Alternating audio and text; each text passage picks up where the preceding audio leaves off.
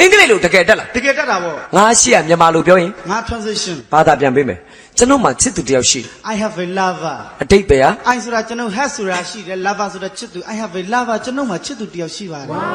မိုက်တယ်သူကလည်းသူကြတော့မစိုးဘူးသူမရဲ့နာမည်ညိုညိုမြစ်လို့ခေါ်ပါတယ် Her name is Brown Brown Heights Brown ဘာကြီးတော့ဟာ Brown ဆိုတာအညို Heights ဆိုတာအမြင့် Brown Brown Heights ညိုညိုမြင့်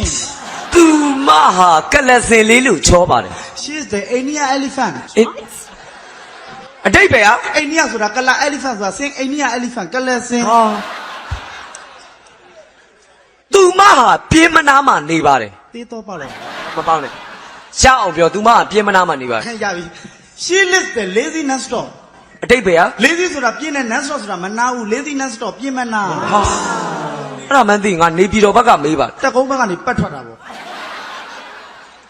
သူမရဲ့အဖေနဲ့အမေကကျွန်တော်နဲ့လုံးဝသဘောမတူပါ Her father and mother is very very စောင့်မြင်ကဲ